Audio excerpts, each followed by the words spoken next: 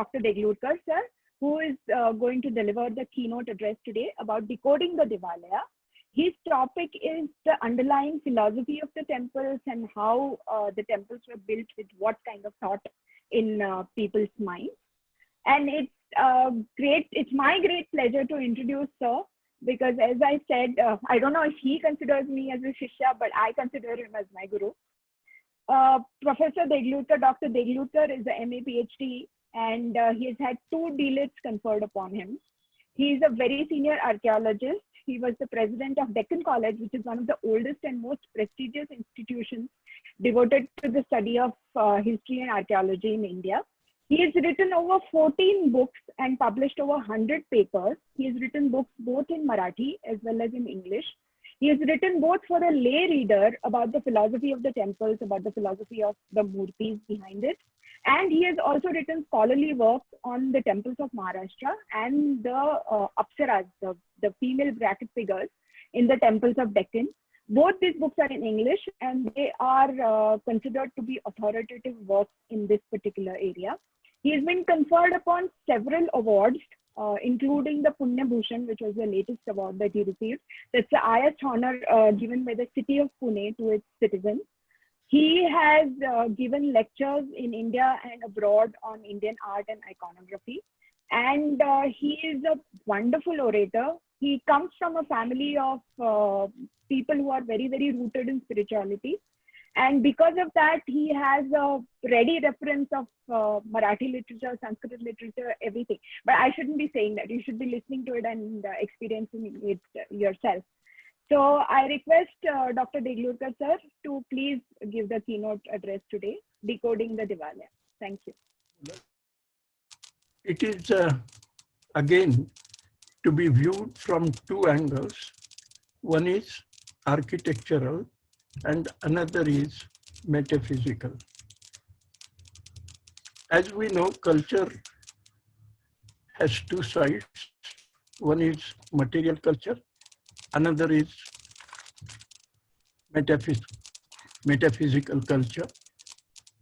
The earlier one is tangible, the other one is intangible. Earlier can be taken as architecture dealing with mortal things. The next one is to deal with immortal things, gods, deities, and so on.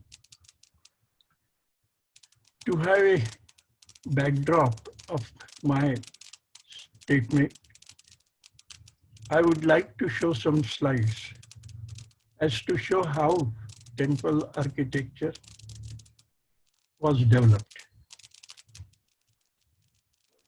A Hindu temple is a symbol, or rather synthesis of various symbols. Nothing that is seen on the temple is left unsaid in the verbal tradition, nor is any of the detail arbitrary or superfluous. Each has a definite place and is part of the whole. The devotee is not a mere spectator. He perceives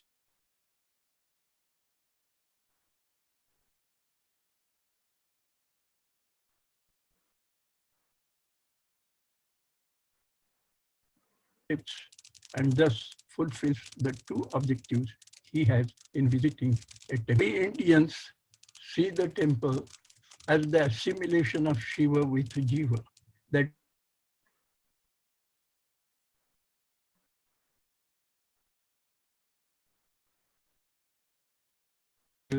and the mortal. This type of a full-fledged temple, correct import and implication, however, have transformed the science of architecture into metaphysics. Our talk would revolve around these aforesaid points, which are to be elaborated with the following aspects: architectural aspect as a religious edifice, philosophical aspect, temple as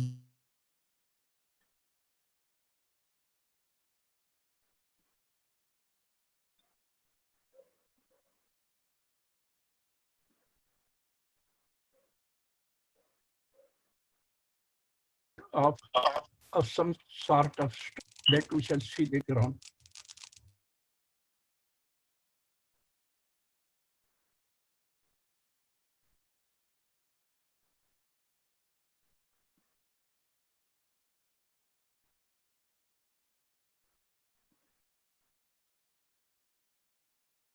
Pits are constructed. That is first तर probably. Volume cut होतोय. तर volume cut होतोय. हो. आता आता बरोबर येतोय का? Now थोडं it's हळू okay. बोला. But- थोडासा मध्ये लॅग येतोय sir. Yeah, now it's okay. Fali ji, we can cut the videos actually if there is a bandwidth issue, so that at least Okay. the audio and the slides. Yeah. Okay, sir. In that case, you can stop your video and just do the audio and just show the presentation. So bandwidth वाचेल त्याच्यामुळे आणि आवाज चांगला येईल. हो. And can we start from the first slide? कारण मधला video गेला होता. And Okay, everybody, this is- please switch off your videos. Okay. Is it okay now? Yeah, now it's okay. Slide का नाही आलं. Just revert to the previous slide, please. मधला video गेला होता. Okay.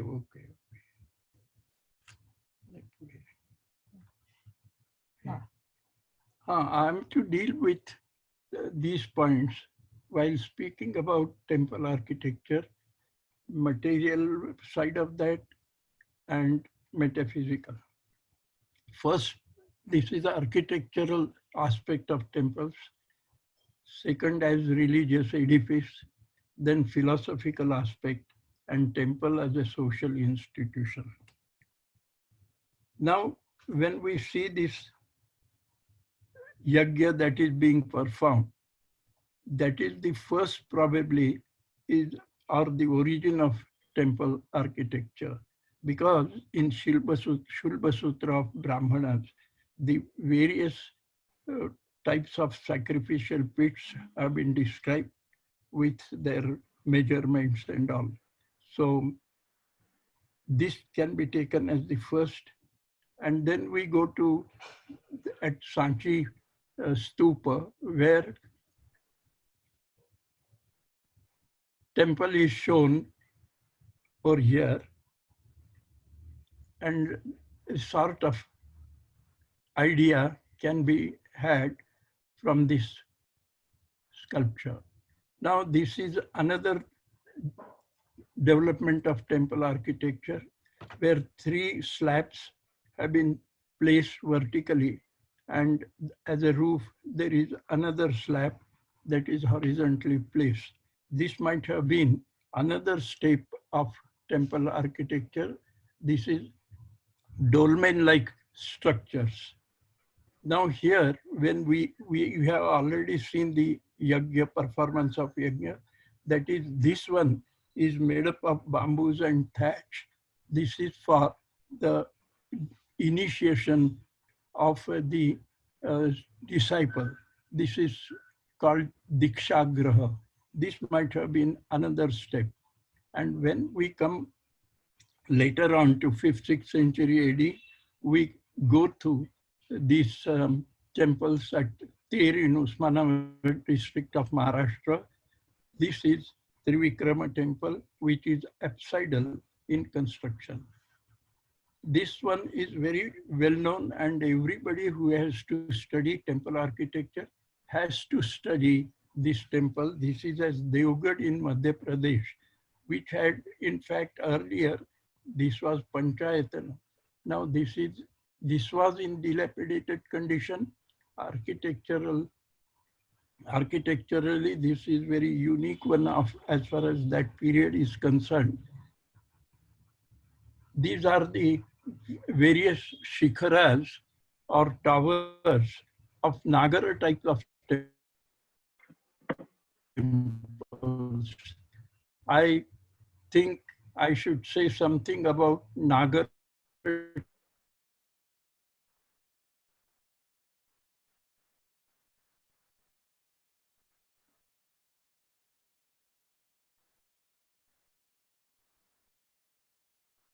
in Hello, North India, we Parat have Awaz. Nagara type of temples. In South India, we have the ways. Is it audible now? Yeah, मध्ये मध्ये lag होतोय. Slightly, it's yeah. Yeah. And at both these places, temples, that we shall see later on. But the sine qua non of Nagara type of temple is this Amalaka, that is the fluted circular member at the top of the tower. This one is to be seen at every place in Odisha, in Khajuraho, in Rajasthan, Gujarat, and Maharashtra. So this is the main characteristics of or sine qua non of temples in Nagara style.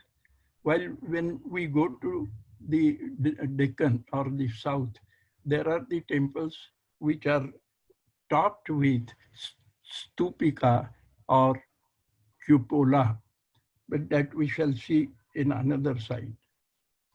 Now this is the temple, full-fledged temple, we may say. This is from Odisha. Now the vertical tower is constructed on the shrine or on the sanctum sanctorum or garbhagraha. This is called Rahapaga or vertical tower. And the other one in front of it is known as Jagamohana, that is Sabhagraha or hall, which has Ghanta Kalasha. This is like a bell. And then we have stepped Shikhara, which is known as Pida. At various regions, we see the nomenclatures of shrine and of hall are different. Now we have come to the Dravida type of temple. This is from Mahabalipuram. At both these corners, these are constructed in pyramidal style. At the corner, we get the small shrines known as kutas, and in the middle is shalas. Now we get a Prishtakruti. Now at the top, as I said, this is cupola or stupika. This is the sine qua non of Dravida temple. Wherever you go, you will find Dravida temple with this type of member of the Shikhara. Even you go to Pennsylvania or in other places in America, you will find this type of temple that has been constructed over there. And if stupika is there, it is to be taken as of Dravida school or Dravida style. We can see here this stupika.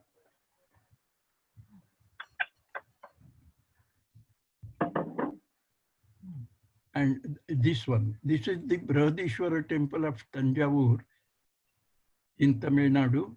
And you will find that at the top below the pot, stupika is over there. This is more than 200 feet in height, constructed in 13 stories. And wonderful thing is the stone that has been used over here have been brought from 30 kilometers away from this place. See how this is in a way a wonder as far as that period is concerned. This is constructed by Raja Raja Chola in 1000 AD, CE, we may say. Now, in short, I give this. This is very important to be seen as far as temple architecture is concerned. All parts of a human body have been conceived while temple is being constructed. At the top, we get the kalasha along with hair, that is in place of hair, kalasha is shown. Then come to the Amalaka place.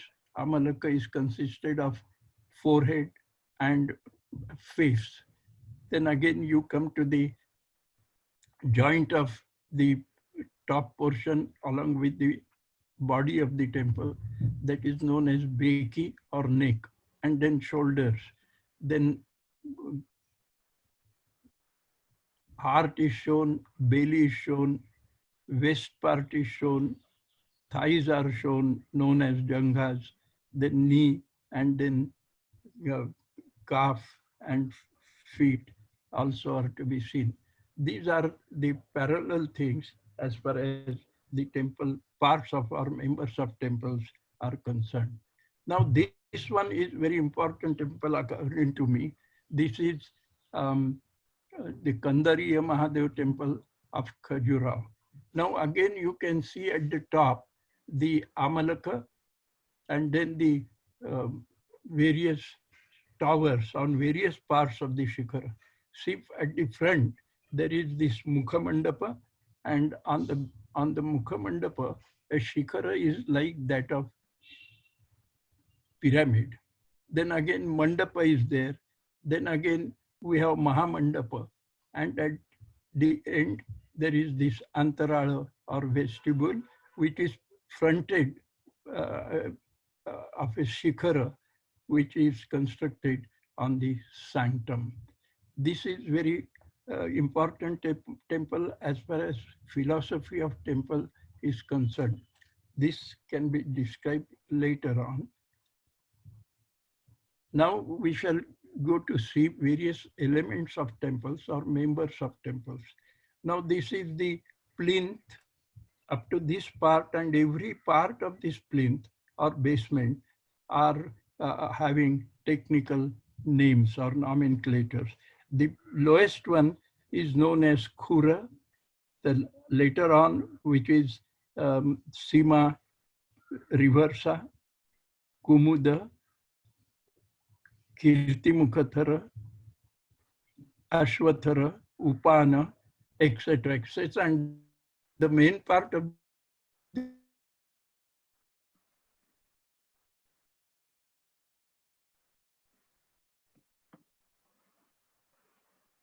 Again, the audio is gone.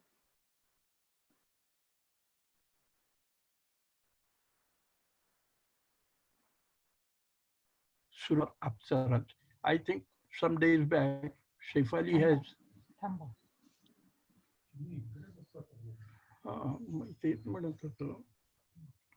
just a minute. I'll change the Yeah. I'll change the position so that would be clear. Yeah, now it's clear actually. Please excuse me.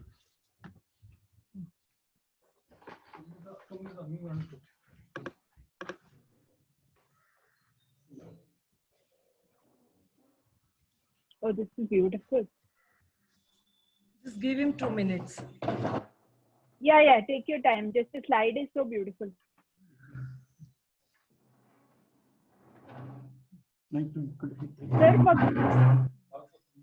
Sir फक्त previous slide पासून explanation सुरू करा कारण तिथे video audio गेला. Okay.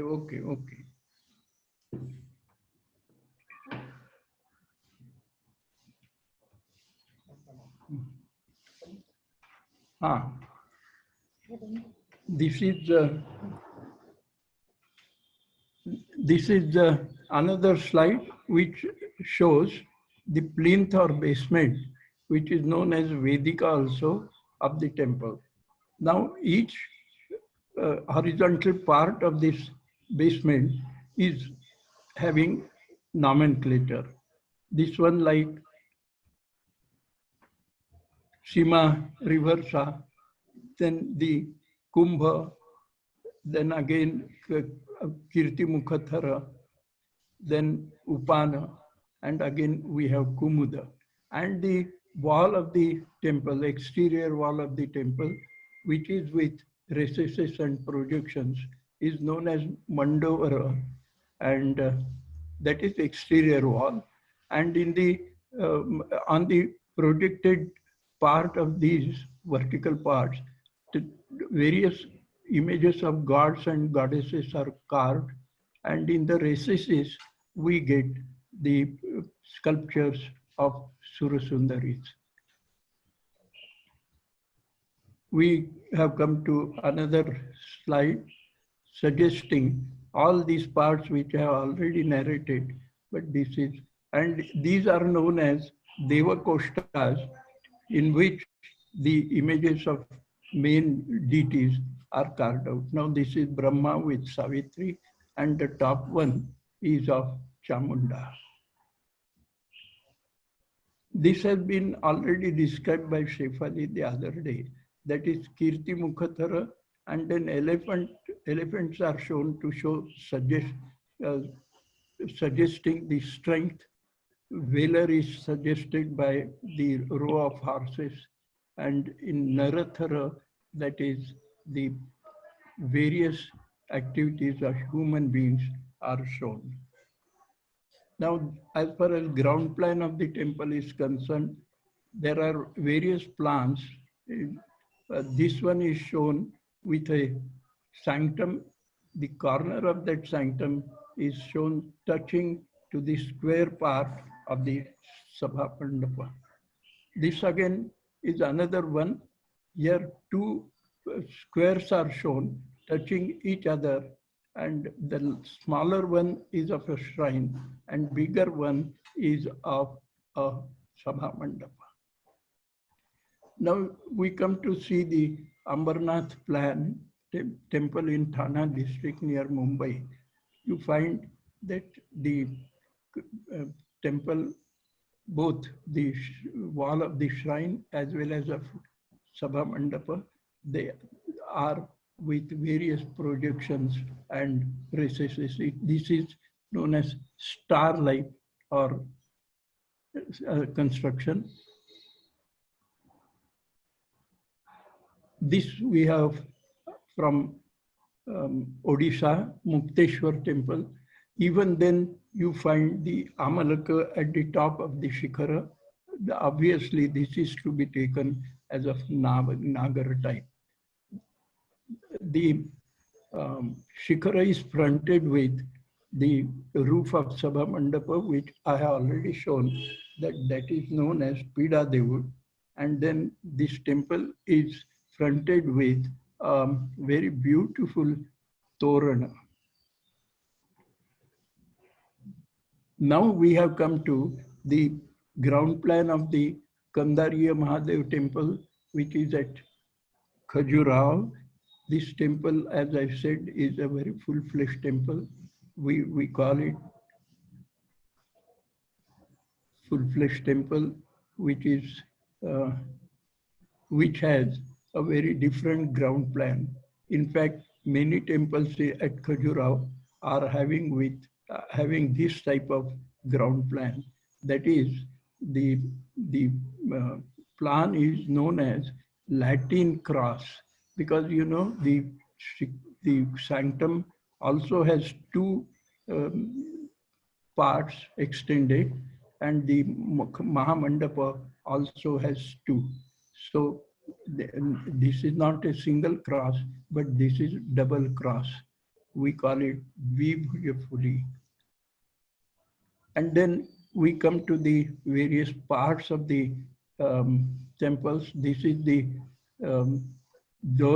entrance door of sanctum, which has every, as Stella Kramrisch says, every sculpture has its own meaning and own place as far as this is concerned.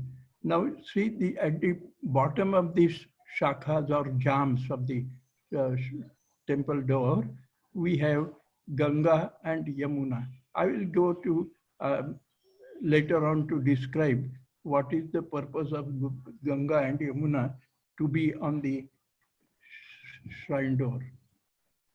Now this is the lintel consisting of the figures of Navagrahas, in the center of which is the image of Vishnu and support and at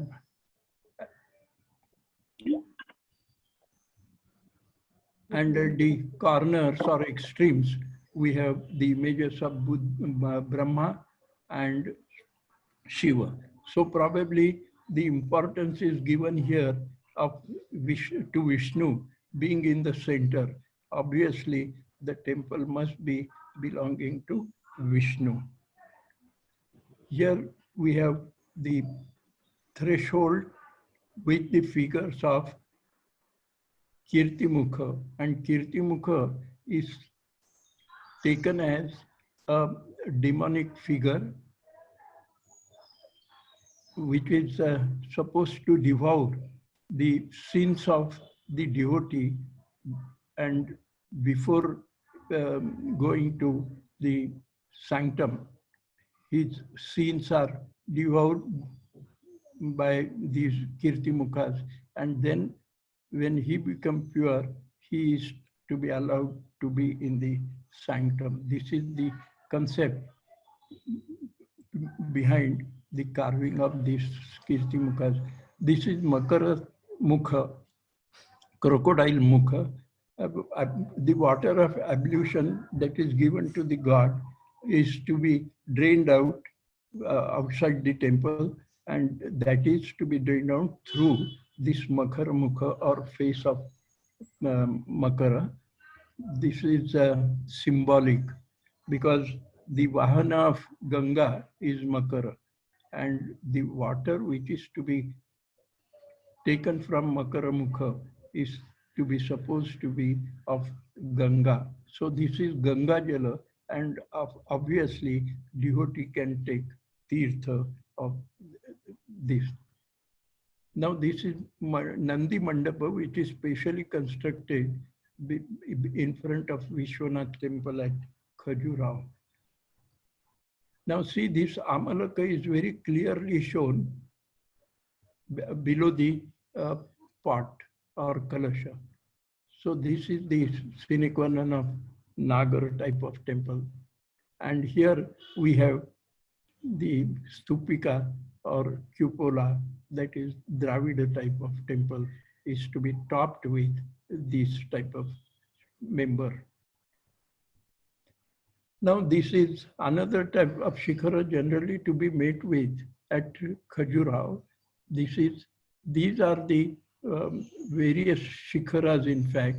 One is the central one, is the important one, and in front of that there is another one that is known as Urushrungas, and then there would be many Urushrungas on these things.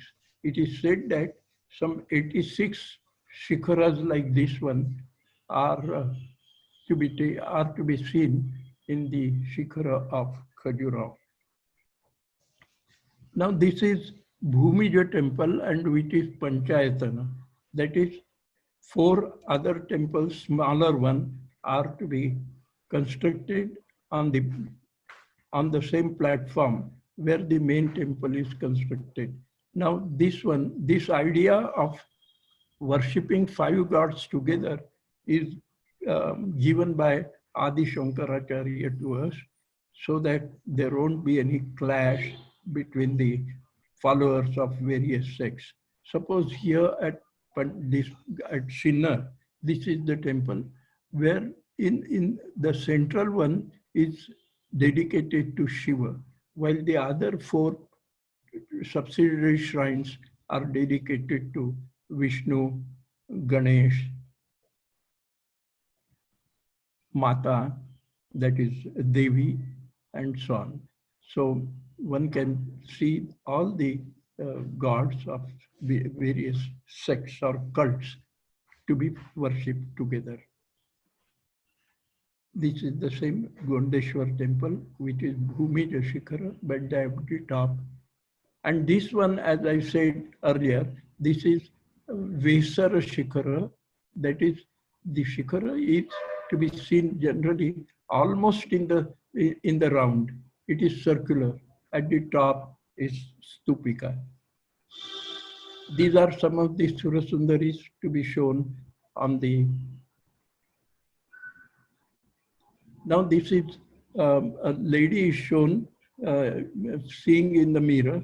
This is not any type of Saundarya, this thing. It is, in fact, it is suggested that one should look into oneself. Know thyself, that is Socrates has said at the temple of Delphi. It is written. Now, these are some of the Surasundaris. I don't go into the details because of the constraint of time. This is Bhumija temple at Ambarnath, where only one um, register or band of sculptures we see. This is Ekajanga temple. While this one is at Markandi and Khajura also, this is three Janga temple, that is three registers or three bands, one above the other, containing the sculptures of gods and goddesses and other things have been seen. This is known as Trijanga temple. Now, this is very important when we go to see the temple as a social institution. This is known as Rangashila. It is meant for presenting performance in front of, being in front of God in the sanctum.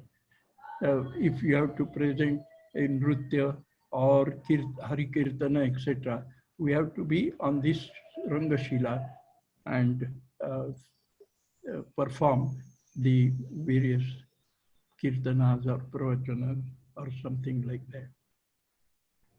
Now this is Gadyathara. All these have been described. This one is Mukhamandapa, known as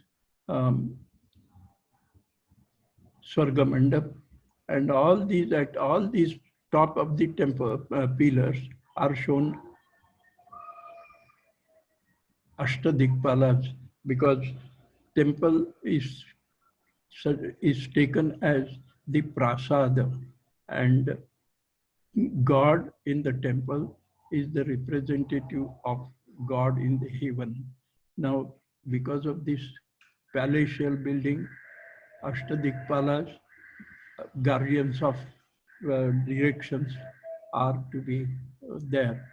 So all these Ashtadikpalas are carved out over here. This is the sanctum. Inside we can see the installation of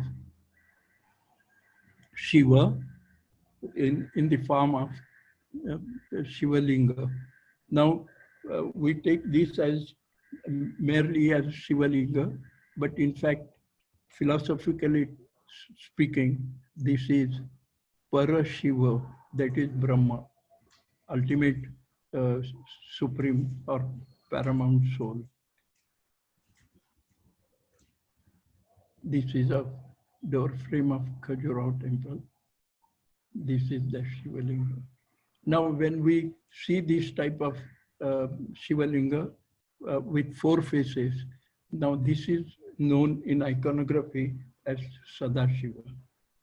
This is the ceiling that has been carved out, and ceiling has many parts which can be can have nomenclature, different nomenclatures. For instance, the outermost ring consisting of the design, just like the ear of frogs, and then we have lumas, that is the kamalas or lotus flowers, etc. Very intricately carved ceiling. Now I go to discuss some of the images which are to be installed in sanctums. Now this is Ashtamurti Shiva. See, Shiva has 8 faces over there, 4 to the cardinal directions, and then 4 are shown, 2 are shown on the shoulder, and 2 are shown at the juncture of thighs. Now this Ashtamurti Shiva is the family deity of the Pala kings of Bengal. Now Kalidas also has described this type of image of Shiva in Kumar Sambhava as well as in Shakuntala. Tasyakaram Shaila Guru Panitam Jagraha Tamram Gulim Ashtamurtihi. This is known as Ashtamurti. So there is another one, that is 12-headed Shiva. It is described in Mahabharata as Dvadasha Sarva Parshva Mukha Shiva.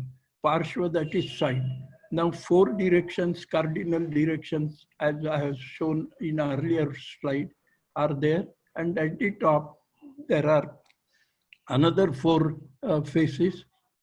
Those are, of course, southeast, northeast, etc. So from all sides, Shiva is looking at the universe, Parshva, that is side. Now this is very wonderful image of Shiva. We got it from Madhya Pradesh at a place known as Tala. Now Shiva is shown carrying almost all animals and creatures on his body. So this is known as Sarva Bhuta Vahitra Shiva, that is Pashupati or Pashupati. This is Vithala, the main deity of Maharashtra and the main deity of Varkari cult. Now this is the image known as Yogasthanaka Vithala Murti.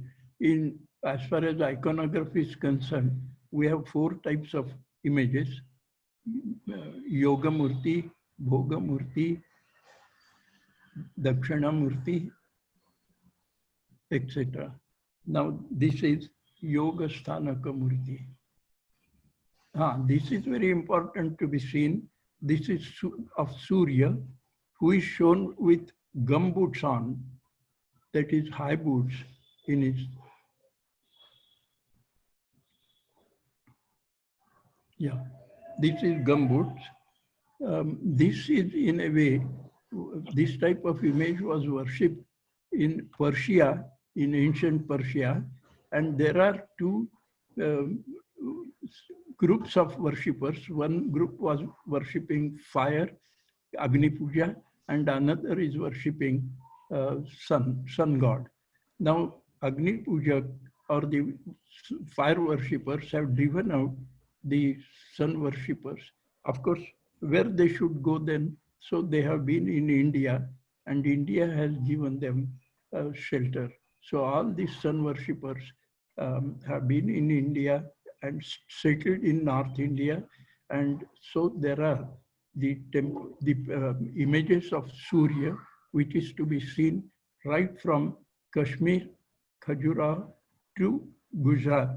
At all these places, the Surya image is shown with gumboots.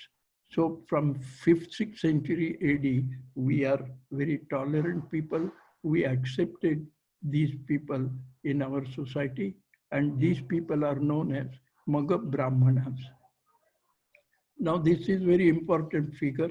This is of Chaturshpada Vilakshana Sadashiva.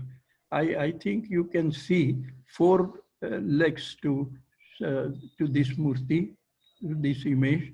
2 are hanging down and 2 are in a cross position. Now these are known as Charyapada, Kriyapada, Yogapada, and Jnanapada. You know, the Shaiva Siddhanta, which was very popular in Madhya Pradesh in 10th century, 11th century AD, these images have been formed, have been prepared to suggest this is in a way pun in sculpture, because Shaiva Siddhanta has 4 principles known as Charyapad, Kriyapad, Yogapad, and Jnanapad. So the sculptor, under the guidance of a philosopher, has prepared this type of image, suggesting all these features of Shaiva Siddhanta. Charyapada means the maintenance of the temple. Kriyapada means the way of worship, Abhisheka, Naivedya, all these things. Then the dressing of the image and ornamentation of the image. All these are expected as far as Kriyapada is concerned. And the third one is yoga. After doing all these things, you have to meditate upon some sort of image. And when this is done, you can get knowledge. Knowledge of what? Jnana of what? Of Brahman. So to achieve Brahman, to get yourself along with or united with the Brahman, this type of image is to be worshipped. This is Pancharatra philosophy has been personified in this image. This is known as Vaikuntha. It has Sankarsana at one place, then another face is of Pradyumna, third is of Vasudeva. The main one is of Vasudeva. This is the deity to be worshipped by the Pancharatra school. And this is Ardhanarishwara. We generally think that this is the combination of or mixed image, syncretic image of Purusha and Stri or woman. But that is not the case. Philosophically, we have to describe this as Purusha, that is spirit, Chaitanya, and Prakriti, Stri, that is Prakriti, that is matter. When spirit and matter comes together, obviously the universe is created. So this is the personification of Seshwara Sankhya, because Sankhya philosophy has two main items, that is Purusha and Prakriti. So this is the personification of Sankhya philosophy. And this is, finally, we see the image of Nataraja. As you know, probably from when we have been in South, there is a place known as Chidambaram. And at Chidambaram, in the main shrine, this type of image of Nataraja Shiva is installed. This is the only temple in India which has image of Shiva installed in a sanctum. And as you know, Shiva has to play many roles while he is shown dancing. You know, 108 forms of Tandava Nrutyas are there. Talasa Spotita Nrutya, Kati Samamudra Nrutya, Urdhva Janu Nrutya, and Urdhva Nrutya, and so on. So one of these is to be seen here. This is the final type of Nrutya or dance that is danced by Shiva or Nataraja. You see in the upper right hand, there is Damaru, that is kettle drum. And from that Damaru, you get the sounds like lung lulu. Panini at the beginning of his Vyakarana has given this description. So Shabda, that is creation, is suggested by this motif. The second hand to the right is shown in Abhaya Mudra, that is sign of protection. Third hand is shown with either with fire, Agni, or with Trishula, that is destruction. But destruction is not forever. It is to be reabsorption in the society. And here you see Shiva has pressed with one of his legs a demonic figure like Mayulaka, a Rakshas, that is Dushta Pravritti, has been pressed under his feet, under his foot, and the other foot he has raised to give liberty to the pious people, virtuous people. But more than that, see the Urol or Prabhavalaya around the figure of Shiva, where the five fires are shown, flames are shown. Each one contains 5 flames. That is Prithvi, Aap, Tej, Vayu, and Akash. Shiva is the creator of this thing. And if he tilts to either this side or that side, then there would be pralaya. So he is very consciously shown dancing. This is Nataraja, and you probably know that few years back, our scientists have presented these to the nuclear lab at Geneva. Now we go to the another place.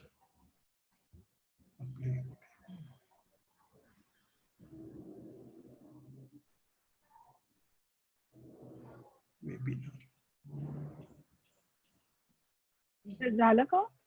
नाही. Now I go to describe the metaphysical aspect of Shiva. With this background which we have seen just now, I will proceed.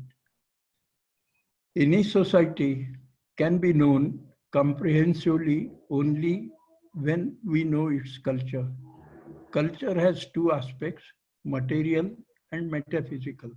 The material aspect is known from the things and the materials which a society uses and with which society tries to lead a happy worldly life.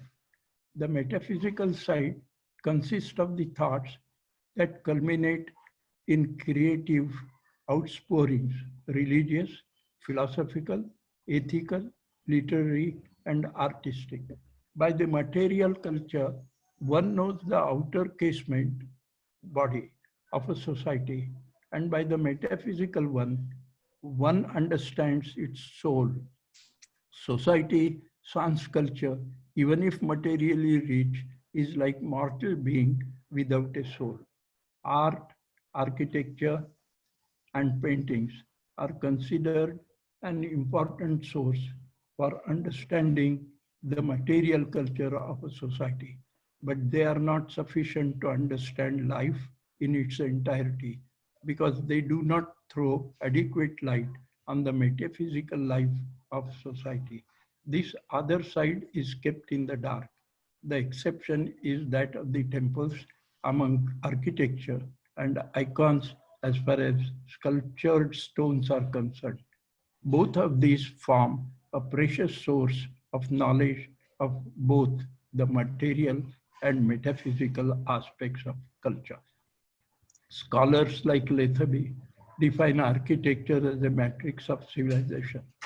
Others state that it reveals man's mind in terms of wood, bricks, and stone. On the basis of these and other definitions, one can visualize architecture, which enables us to know man's mind and the height of material culture which man has achieved. But the knowledge of the working of the mind.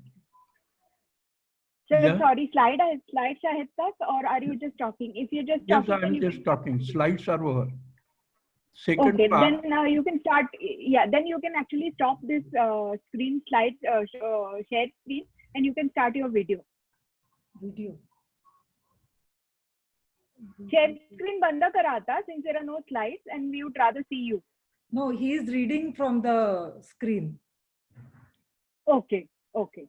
But you can stop, so we can see him then reading. That's okay. Now let him click on that document. No? I think he's wanting to click on the document. Yeah. Okay, or make the or open the document, because right now I'm only seeing the screen. So if you open the document, then the people also can read. Video चालू है.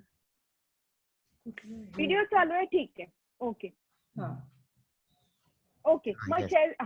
This is perfect. Mug video बंद केला तरी चालेल. Then you can read the whatever is convenient for you. This is okay now, I think. Yes. Yes. Yeah. This is okay. This is okay. This is okay. Just scroll down as you speak. Yeah. Scholars like. Shall I start again? Not again. Yes. Please. No, sir. You can start from scholars like Lethaby. Yeah, scholars like Lethaby define architecture as a matrix of civilization. Others state that it reveals man's mind in terms of wood, bricks, and stone. On the basis of these and other definitions, one can visualize architecture, which enables us to know man's mind and the height of material culture which man has achieved. But the knowledge of the working of the mind does not mean the knowledge of the metaphysical attainments. While this holds good for secular architecture of all kinds, the temples are a marked exception. These religious structures are not simply places of worship and devotional congregation, but they have been conceived conceptually from their very foundations to their finials. The structural concept draws its inspiration from the Vedic tradition and the sacred lore of Brahmanism. But their actual shapes and forms are the product of primeval modes of building whose rules are enshrined in the treatise on architecture. It will be evident in the course of detailing the temples that nothing that is seen in the temples is left unwritten in the literary tradition, nor norms any of the detail arbitrary and superfluous. Each has a definite place and is part of the whole. Temple architecture in India was born of the truly Indian concept of a divinity in a spiritualized body. The organic theory, cognizing architecture in terms of human organism, permeates the entire structure of a Hindu temple and constitutes the primary subject matter of Shilpa Shastras. Ancient seers might have always conceived of the human body as an abode of God, but it took the Sthapatis very long time to put forth a structure in the likeness of the human form. When the prasad finally appeared, it was the realization of the dream of centuries of the ancient seers, philosophers, and sthapatis alike. The seers might have spent a long time cherishing the dream, the philosophers struggling for words to express it, and the sthapatis trying to manifest it in concrete form. There existed the philosophic injunction for the assimilation of the external with the internal, of the macrocosm with the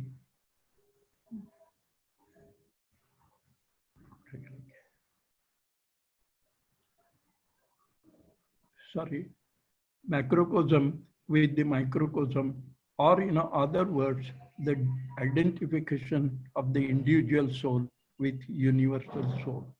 The Indian sthapatis, however, took some centuries to translate into appropriate visual form the abode of the immanent spirit, the God in the universe. His omnipresence had to be confined within the walls of the shrine in a befitting manner as the soul within the human body. The fundamental purpose of the temple architecture in India was to concretize the prevailing spiritual ethos, consciousness, into rock, brick, and stone. The enunciation by ancient philosophers of the organic theory that God and his temple correspond to the soul and the human body posed a challenge before the Sthapatis. This was the stage where some sort of a structural shrine was felt necessary to house the anthropomorphic form of a deity. The Sthapatis, in this respect, had to start from naught. There was no model, no structural form to emulate. First of all, leafy bower, then a reed hut, and afterwards the Vedic altar or chiti might have shown the way. Though none of these can be taken as a temple, the dolmen with a single large flat slab of stone supported by three upright slabs set on edge so as to form a small chamber with an open side serving as an entrance provided another model and another stage of development. The flat roof temples of central India of the Gupta era are probably after the dolmen model, built of large well-cut stones dressed to level beds and placed on one upon the another without any mortar or cementing material. These temples all contain cubical sanctuaries. Various phases of stone temples of the dolmen type are met with in South India, some of roughly hewn stones and with a stone linga in the interior. Though architecturally the dolmen is to be taken as the prototype of the sanctum of the Hindu temple, there are other sacred buildings which have preceded the Hindu temple, adding their meaning and their shape to the cube of the sanctum. These are the Vedic shade of initiation and the tabernacle made of bamboo, within which a divine presence is known to dwell while being worshipped. At the stage of the tabernacle, the prototype of the sanctum evolves within a square-shaped plain interior enclosed within four walls. It is this square form of the Garbhagriha which acquired the popular designation temple from the Roman templum, a square fenced-off faragri.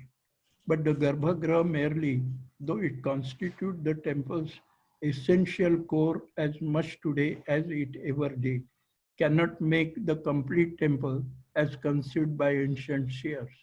These early sanctuaries were comparatively small structures in size much inferior to the monumental religious edifices which came up later, so that it seems more appropriate to classify them not as prasadas or vimanas, but as shrines or chapels. They were obviously only a beginning, but they were important because they were the nucleus of the temple proper, themselves being merely a prelude to such a structure in its more mature form. A temple, according to Brahmanic perception, is the visible outer casement of the invisible deity, the visible image of which installed in it. It is regarded like the human body as the outer visible form of the formless. And so the Sthapatis had to strive hard to endow the shape of the human body to the temple structure which had evolved by then to the sanctum stage. It was at Aiholi that the structural temple, assuming an introductory form, had its real beginning. In several of the examples at Aiholi, it is possible to see the first emergence of the temple structure. Due to a fervent activity of temple building, the temple here could get additional features such as a small upper story or embryo shikhara and antarala or vestibule and a pillared mandapa. The addition of these parts to the temple structures implies a few steps forward in the development of the completed temple design. Nonetheless, judging from the varied forms and these temples, it is clear that no definite decision had yet been reached as to the type of structure most suitable for Brahmanical worship. As will be seen, it seems as if both the philosophers and the builders were seeking for a formula which would fulfill the requirements of the creed. It was finally in the 6th century and thereafter that the Sthapatis succeeded in realizing the dream of ancient seers by creating a temple form on the model of the human body. Various parts of a temple, now designated by names, corresponded with the names of various limbs of the human body, infusing and blending the harmony and the perfection of human form into the temple structure vis-a-vis of human body, to be viewed subjectively, aimed at the organic unity of structure. According to Mayamata, the temple contains the whole manifestation in which he is beheld as Purusha, the supernal man. The Agni Purana, the Hayashirsha Pancharatra, the Shilparatna, etc. describe various parts of the temple along with the corresponding limbs of the human body. They describe Kalasha as the hair, the Amalaka, the head, the Kantha, the throat, the Shukanasa, the nose, the Vedi, the shoulders, the Bhadras, the arms, the entrance, the mouth, the doors, the lips, the Jangha, the shanks, and the image that is Pratima is the Jiva, its life. Temples with all these ingredient parts are full-fledged and can be called prasada, according to Samarangana Sutradhara, and Vimana, according to Ishana Shiva Gurudev Paddhati. A complete temple, in all respects, is the achievement of the ancient architect. He could succeed in achieving this not earlier than 9th century of the Common Era. This full-fledged temple is called Prasada, that is Nagara style of Vimana. In the Dravida, Prasada consists of a Garbhagriha, an Antara, a Mandapa, a Mukhamandapa, etc. Above the Garbhagriha rises a Shikhara or tower, which is called Mula Manjiri, which again consists of Griva, Skanda, Sukhanasa, Amalaka, and Kalasha. In this type, one finds the reflections of the spiritual ideal of India. God is the spirit immanent in the universe, and the temple is his abode. At long last, here comes the manifestation of the dream of ancient philosophers who could think of the abode of God in the likeness of human body. In this form alone, can we see the assimilation of the Shiva with Jiva, the immortal and the mortal. The saints of Maharashtra have said, body is a temple of the God. Whose abode is this? Whose body is this? God himself can only know it. This type of a full-fledged temple can rightly be taken as the supreme achievement of Indian architecture. Its correct import and implication, however, have transformed the science of architecture into metaphysics. Life is a pilgrimage from birth to death. Death is but another stage of life, and in itself does not bring final release, that is moksha. Final release from existence and all its limitations is gained only through knowledge, through Brahmajnan. The realization of supreme identity with Brahman is a means and an end itself. It gives and it relieves to the great mass of people who are without the faculties and training for Brahman. By this great realization of the supreme principle, knowledge, the other road lies open, that of the temple. A visit to a temple for the purpose of darshana, for simply looking and gazing at the deity, will result in the intuitive realization of oneness. The architecture of the temple has been arranged in such a way that a faithful, through his Sagunopasana, can automatically and intuitively achieve the essential knowledge and realization of the supreme principle. The temple embodies philosophy needed for the sadhaka to attain Brahmajnan. Kandariya Mahadev temple at Khajuraho is the perfect embodiment of the finest and the full-fledged in temple building. The temple stands on Jagati, that is plinth or Adhisthana, which is approximately 8 meters high and bears on the surfaces of the walls scenes from everyday life. The scenes depict bathing in the pond, performance of penance, fetching water from the lakes, cooking, carrying fuel, carrying stones to the studio for the master sculpture, teacher with students around, intoxicated men and women, women adorning themselves with ornaments, arranging hairdos, but far more striking are scenes of men and women shown in different sexual positions, bringing to life the Kama Sutra of Vatsalya. The surroundings of the scenes are enriched with flora and fauna, which add the final finishing touches to the householder's life. This is the scenes portraying the various activities day in and day out of men and women, unfolding the varied life of Grahastha-ashrami, householder. The devotee who wishes to go to the temple has to climb up his jagati. While doing so, he has to leave behind the samsara and proceed towards the other world, his world.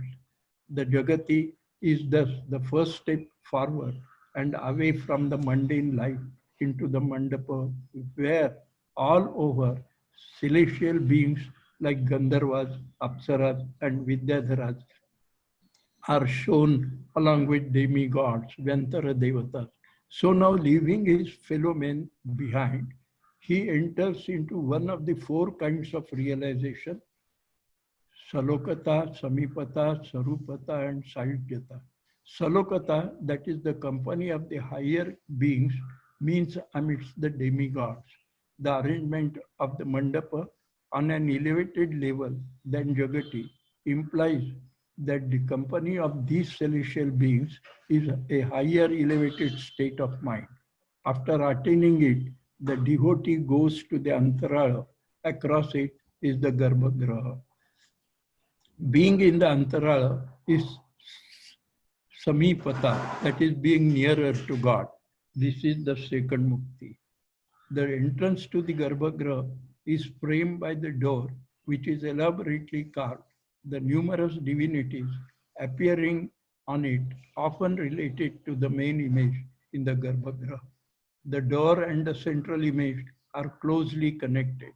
The divinity to which the temple is dedicated has his image, as a rule, also carved on a small scale in the center of the door lintel, technically called Lalata Bimba. He presides over the entrance and his gatekeepers are stationed below, to the right and left at the door jambs. These guardians of the threshold flank the god and symbols of the entrance. Most conspicuous are the large images of river goddesses. The presence of the rivers purifies the devotee from all taints of his human state. According to Brahma Vaivarta Purana, it is equivalent to a bath taken in the sacred waters. The energy of the waters is so great that the bath itself confers diksha, initiation, ablution, transmutation, and initiation are affected at the entrance itself. The guardians at the threshold, the Dwarapalas, are the most enduring images of the door where contaminations with the impurities of the mortal world have to be warded off. The dutiful and alert Dwarapalas, failing in their duty, face even capital punishment. The Garbhagraha is a secluded spot, the core interior of a temple. The name refers also to the anatomy of the human body and to the inception of life itself. It is the house of the Garbha, the germ or embryo, and one enters it to attain a new birth in its darkness. In the beginning, this universe existed in the shape of darkness, Tamobhutam. In the beginning of creations, there was darkness hidden in darkness. As the devotee enters the darkness of the primeval womb, wherein dwells as God or Ishvara, the supreme principle that motivates the universe, he becomes one with it, losing his identity, merges with it, to be born anew to a state of bliss, purified and totally transformed. This is the final stage to achieve mukti or moksha, known as sayuja. In the words of Saint Jnaneshwar, one could achieve mukti if the stands even for a while in front of God, image in the shrine. Devatiye dwari ubhakshana bhari, tene muktichari sadhiyelya. As the devotee enters the dimly lit Garbhagraha, he sees the God for whom he has been longing all through in his own exact image with eyes, nose, hands, and legs. He exclaims, Soham, he is one, he is none but me. But the Upanishad shares have said, Tattvamasi, that thou art. If Saha is Tat, and if I am that, then the realization is equal to Aham Brahmasmi. This is the ultimate realization to be achieved by a devotee. This is moksha or salvation. The temple is thus an instrument to obtain ultimate knowledge, that is Brahman. The thinkers and seers who have advocated Saguna Upasana have created in the form of a temple a path towards its fulfillment. The erection of temples thus enables the donor builders to accrue punya, since they are providing an instrument of a path to the Sagunopasaka to attain moksha. In scores of copper plate grants and epigraphs, we get references to the construction of temples by the royal and the elites of the ancient and medieval periods, desirous of this great merit. Thus, a full-fledged temple which aims to lead the devotee towards moksha and the knowledge of the supreme principle, Brahman, is the highest achievement of ancient Indian architecture. Like Bimba Brahma of the iconographies, Advaita Brahma of the philosophers, Nada Brahma of the singers, the Vastu Pandits are not lag behind in evolving a Vastu Brahma, which I have described so far. Thank you very much. That was a wonderful, wonderful lecture, and you brought out the philosophy behind the temple so beautifully that I don't have anything more to say. But just as the one thing that keeps coming to my mind is our temples were always not just a place for congregation where people would meet and just pray, but they were a step to achieve greater unity, the state of unity, the state of Advaita, with the individual soul, with the Brahman, and that you brought out very beautifully. It was an extremely wonderful, memorable lecture, and I'm sure every person who's listening to this is in agreement with me right now. I only wish I could take question and answer, but unfortunately, there's no time. I'll have to skip it. But I truly appreciate your taking the time, the presentation. Of course, we'll share these lectures on YouTube and we'll provide the link. And the lecture that Sir gave is actually also mentioned in the preface of his book, The Temples of Maharashtra. It's a wonderful authoritative book on all temples of Maharashtra. It's in reprint right now. It's just been released. So please look it up on Google and you'll find it. And you'll find most of the stuff that Sir talked about in the preface to that book. And once again, what can I say? Just namaskar. खूप छान झालं, खूपच सुंदर नेहमीप्रमाणे. Thank you. And I would appreciate it if you could stay for a little time more and listen to the other Yeah, speakers as well. sure. I am eager. Okay. Thank you so much, sir.